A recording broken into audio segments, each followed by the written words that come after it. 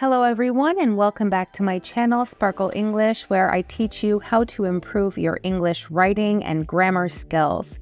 In today's lesson, we're going to talk about how to use commas with clauses. First of all, what are clauses? A clause is a group of words that contains a subject and a verb. For example, the boy ate pizza for dinner. Here we have a subject, the boy, and the verb, ate. Another example of a clause, Dad is drinking coffee. Again, we have a subject, Dad, is drinking, which is the verb. Now, we have independent clauses and dependent clauses.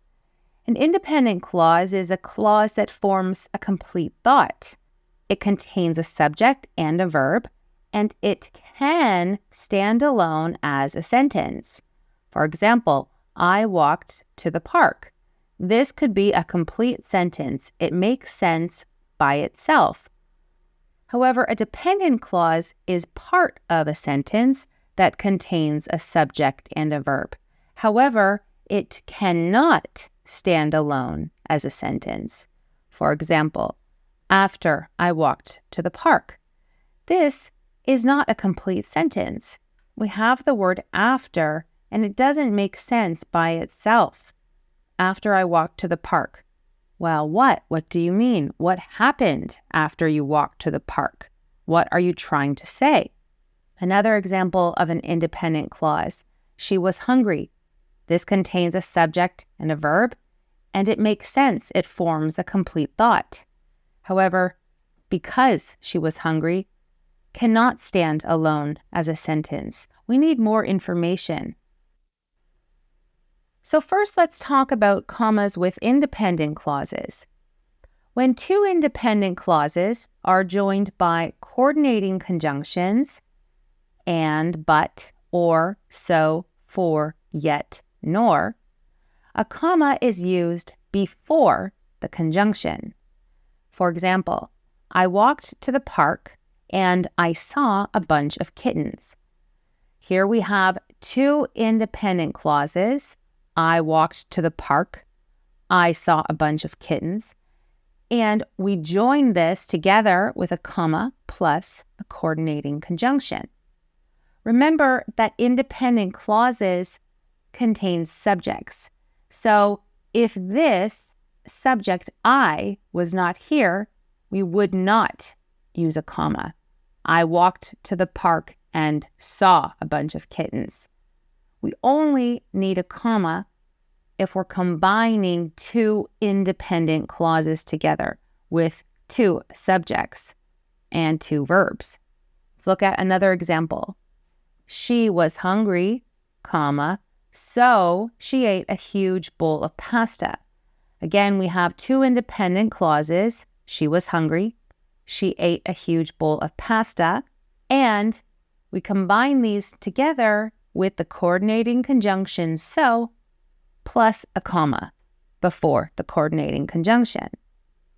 Another example, Jamie doesn't play the guitar, but he loves rock music.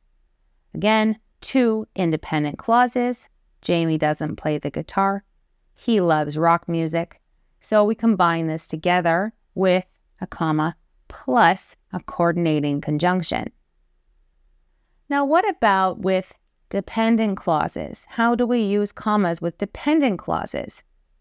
When a dependent clause comes before an independent clause, a comma is used to separate them. So we saw this dependent clause at the beginning of this lesson, after I walked to the park. This is a dependent clause, and it comes before the independent clause, I read my book by the pond. So we use a comma after the dependent clause.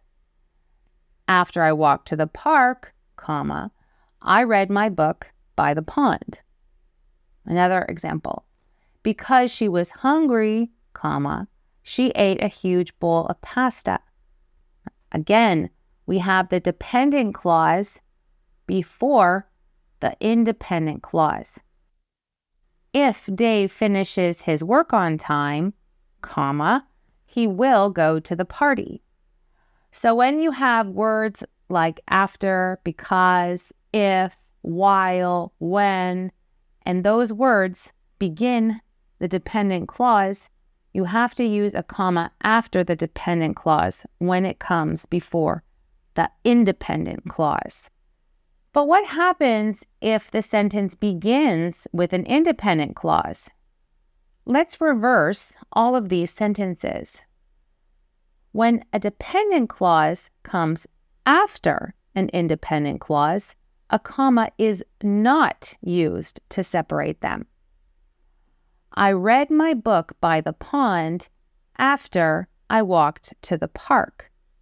We do not use a comma after an independent clause when it is followed by a dependent clause. She ate a huge bowl of pasta because she was hungry. Again, we have the dependent clause after the independent clause, so we do not use a comma. Dave will go to the party if he finishes his work on time. Again, we have the dependent clause after the independent clause, so we do not use a comma. However, if these were reversed, as we saw before, we would use commas after the dependent clauses before the independent clauses. So let's try a quiz. And before we continue to the quiz, make sure to check out my 16 Basic Punctuation Rules ebook, which I've linked you to in the description below. This is an ebook that you can download. It has over 50 different pages full of different punctuation rules, and it will help you with your English writing and punctuation skills. There's also worksheets at the end of the book that you can practice. I've linked you to that in the description below and in the pinned comment. I'm going to read 10 sentences. Some of them are missing commas. Perhaps some do not need commas. It's your job to figure it out. So first, let me read these sentences. Number 1, she studied hard, but she still didn't pass the exam. Number 2, after finishing his work, he went for a walk. Number 3, they arrived late, so they missed the beginning of the movie. Number 4, although she was tired, she decided to go to the gym. Number 5, Jessica worked hard but couldn't finish the project on time. Number 6, we can go to a museum if it's rainy on Saturday. Number 7, when the bell rang, the students rushed out of the classroom. Number 8, the children invented a funny game to play at the park. Number 9, the girls went to the park and they played a few games of basketball. And finally, number 10, Bernardo couldn't find his keys because he misplaced them earlier.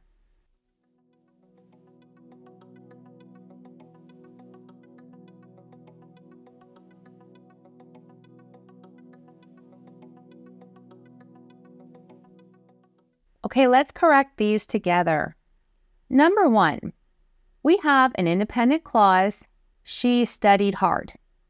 We have another independent clause, she still didn't pass the exam. And we have the coordinating conjunction but.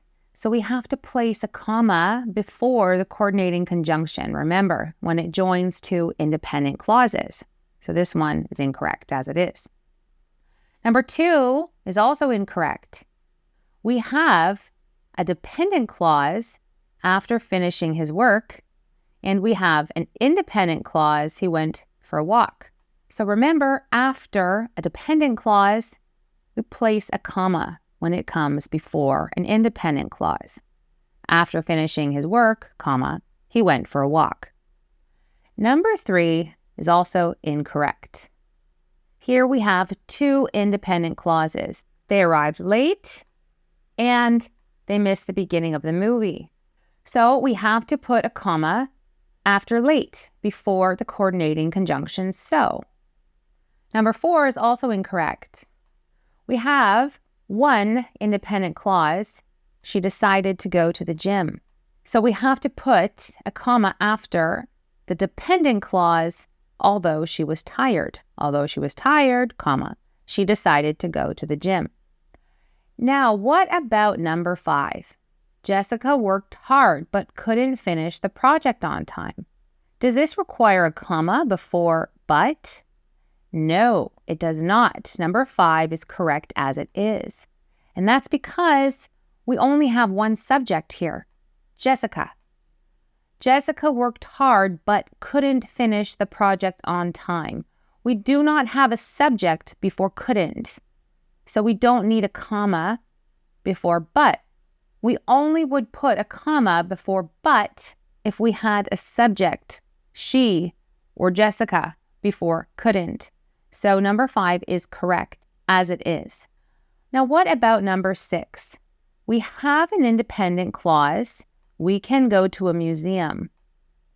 However, if it's rainy on Saturday is a dependent clause. And remember, when a dependent clause comes after an independent clause, we don't use a comma. So number 6 is correct as it is.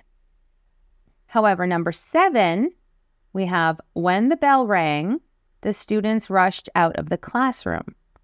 The independent clause is the students rushed out of the classroom. When the bell rang is a dependent clause. So we have to place a comma after rang because the dependent clause comes before the independent clause. Now what about 8? The children invented a funny game to play at the park. Number 8 does not require any commas because we only have one independent clause. The children invented a funny game to play at the park. We don't have multiple subjects or multiple verbs. We have an infinitive here, but this does not require any commas. So this is correct as it is. Now number 9, we have 2 independent clauses. The girls went to the park and they played a few games of basketball. And what do we do when we combine 2 independent clauses plus a coordinating conjunction? We place a comma after the first independent clause before the coordinating conjunction. And finally, number 10, Bernardo couldn't find his keys because he misplaced them earlier. Where's the independent clause here? Bernardo couldn't find his keys. It comes before the dependent clause because he misplaced them earlier. And when the independent clause comes before the dependent clause, we don't use a comma. So number 10 is correct as it is. Okay, everyone, so let me know how many you got correct out of 10 in the comments below. I also encourage you to practice writing a sentence using an independent clause and a dependent clause or any combination. I've also linked you in the description below to my full playlist on English punctuation rules. Thanks for watching, and I'll see you in my next lesson.